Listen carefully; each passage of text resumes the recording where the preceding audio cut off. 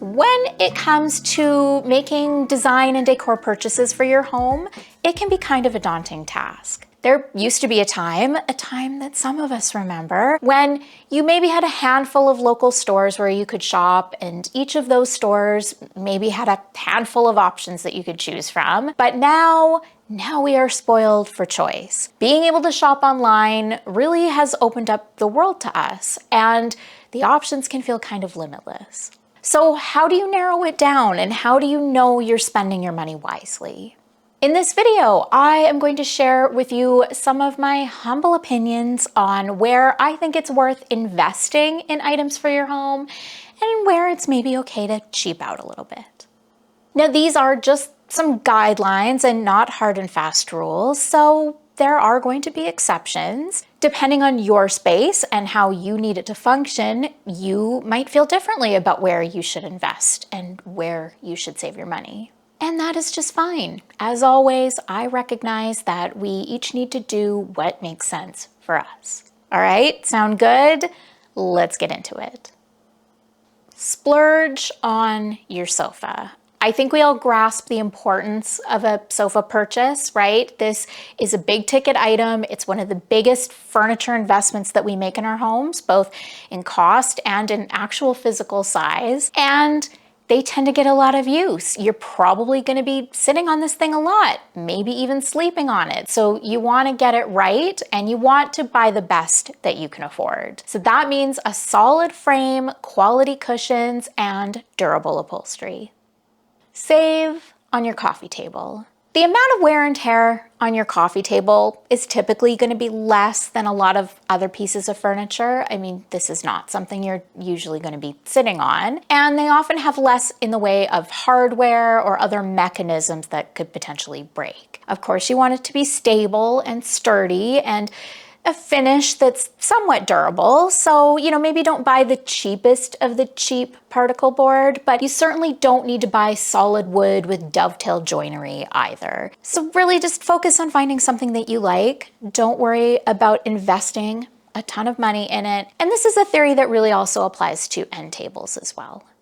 Splurge on dressers and sideboards. As I was just explaining with coffee tables, durability, not as much of an issue because they often don't have much in the way of functional hardware. Case goods like dressers and sideboards, however, pretty much always have hardware, especially things like drawer glides. And an inexpensive piece of furniture with cheap hardware just isn't going to be as durable or as functional.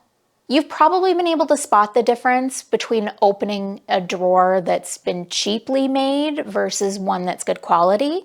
It feels different. It sounds different. A well-constructed drawer with good hardware is also often able to support more weight. So this is something worth considering and investing in. And if you're on a tight budget, you might want to consider buying secondhand because they just don't make these pieces like they used to. Save on bookcases. When it comes to bookcases, this is somewhere you can often get away with spending less money. There's a reason that IKEA's Billy bookcases have been a bestseller for over 40 years. They do the job. And while I don't love that they are now being constructed from paper foil rather than wood veneer, I do appreciate that they're now being constructed in a way that they can be easily taken apart and reassembled, because they're most likely to get damaged when you're moving them. And you also just want to make sure that you're not totally overloading your bookcases so that you're not running into issues with the shelves bowing. Splurge on your mattress.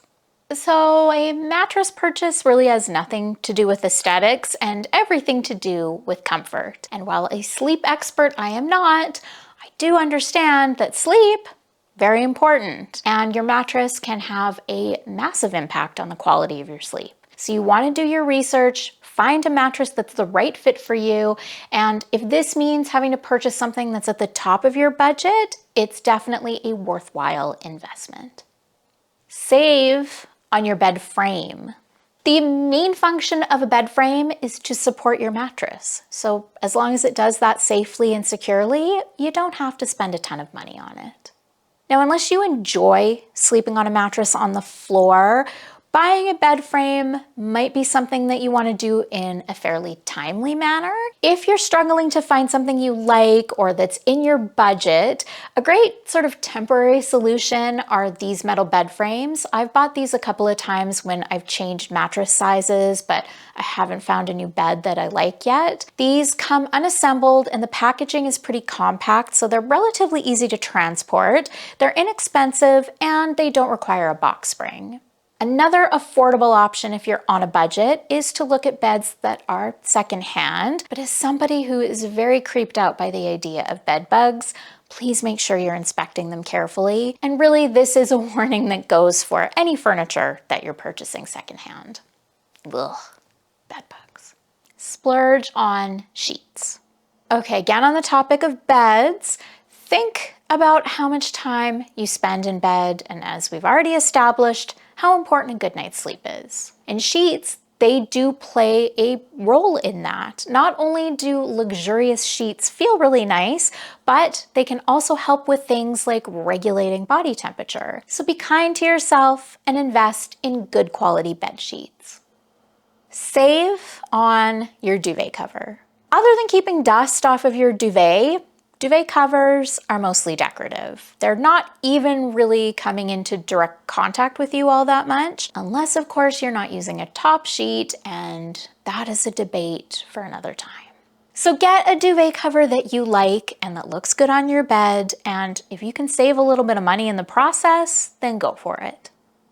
Splurge on area rugs. Now, when I say splurge on area rugs, I don't mean that you have to spend a fortune, but this very often is going to be a matter of getting what you pay for. The main thing you need to consider here is what the rug is made of. If it is a synthetic material like a polyester or a polypropylene, it is not going to be as durable. It is not going to wear as well as a natural fiber like wool. It's probably also going to look cheaper. So if you can afford to spend a little more and get something better quality, I think it is definitely worthwhile. Now, if you do want to stick with natural fibers, but wool is not in your budget, you can also look to other natural fibers like jute or sisal or a flat weave cotton area rug.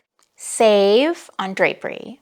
Now, this one might be a little controversial, and I mean, by all means, if you can afford beautiful custom drapes, then go for it. But affordable prefab drapery panels have really come a long way, and there are a ton of them out there. The key to making them look good really is in how you hang them. You want to mount them high above your windows, close to the ceiling if possible. You want to have them come right down to kiss the floor, and use good quality hardware that looks expensive, even if it isn't. And if it's a really wide window, you might want to double up on panels for extra fullness. Splurge on cookware. Okay, let's move on to the kitchen now and talk about cookware. Now, I am really not much of a cook. I fully acknowledge this, although I'm working on it. And even with my rather limited cooking skills, I have come to recognize the benefits of good quality pots and pans. Not only can they lead to better results, they can also help to keep you safe, because some of the stuff that's used in nonstick cookware can be a little questionable. Do your due diligence, buy the best quality you can, and remember that good quality cookware can last you for decades, so it's always a pretty smart investment. Save on glassware. There's so much great looking glassware out there at very affordable price points, and if you are at all klutzy like me, why do you want to spend a lot of money on something that is so easy to break? And really, does anybody actually care anymore if your wine glasses are crystal? Splurge on statement light fixtures. Now, you certainly don't have to spend a lot of money on all of your light fixtures, but 1 or 2 interesting statement fixtures in your home is a really nice idea. And one spot that I always think is worth the investment is the pendant light or the chandelier suspended over your dining table. There are so many cool fixtures out there that can really have a lot of impact and completely change the feel of the space. And when I say splurge, I mean, that's pretty subjective. There are some very beautiful, very expensive light fixtures out there, but those fixtures do also tend to get copied at lower price points. If you want to go that way, that's totally fine.